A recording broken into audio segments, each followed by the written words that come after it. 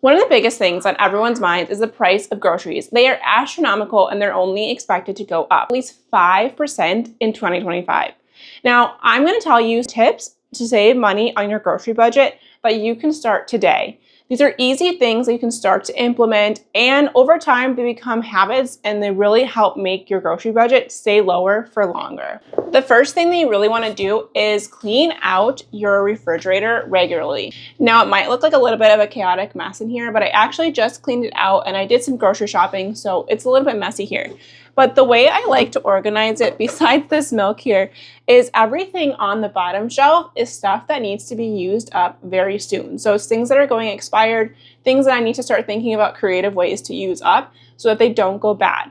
This has really helped me to start reducing the amount of waste that we have in our refrigerator, especially because these are the things that go bad quicker more than they would something like in the pantry. But make sure you're checking these things at least on a weekly basis because things go bad quickly in a refrigerator and you want to make sure that you use them up before they spoil. The amount of waste in the United States is a lot on food. If we can save food in our own households, it is not only going to save the environment, but also save on our pocketbooks as well. For example, I noticed that I had these ricotta cheeses in here, and I really don't have anything on my menu that I was planning on doing this week, but then I remembered I had some leftover bolognese in the freezer that I made from lasagna the week before, and that is perfect for my homemade lasagna soup. So not only is this going to be a really simple meal to whip together because I have most of the components already made, I'm also going to make sure that I don't waste these like $3 container ricottas. So we are going to just make sure that we are continually using up our food. So the next thing that is absolutely making your grocery budget higher is that you're not cooking from scratch. Now, this is twofold. One, cooking from scratch generally saves money over prepackaged foods. You're buying the convenience of being able to kind of dump that package into a boiling pot of water or whatever, throw it in the oven, whatever it is. And so you're really not getting your bang for your buck as if you were to make that item from scratch for yourself.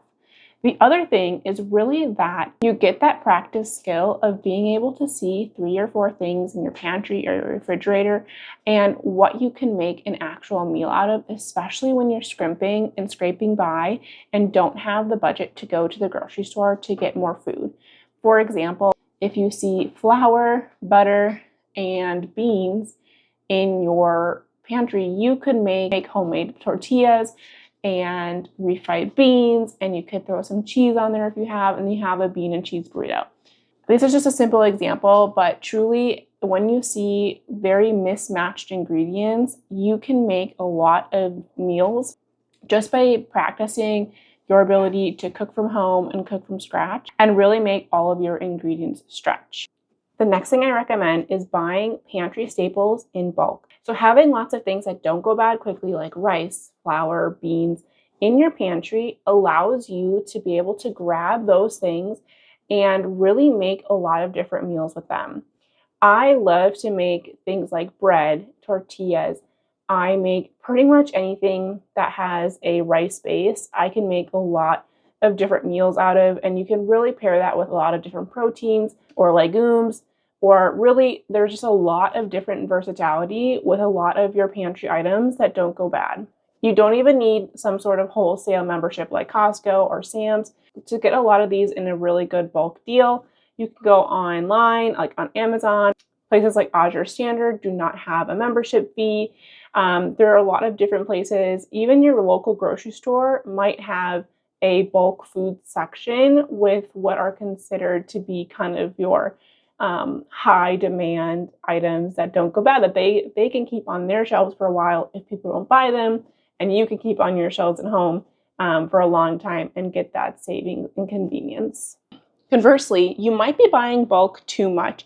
And what I mean by that is especially things that are like produce or perishables that go bad quickly. I cannot tell you how many times I have bought the large bag of carrots at Costco, and I have never made my way through it before it goes bad. And carrots stay pretty good for a long period of time.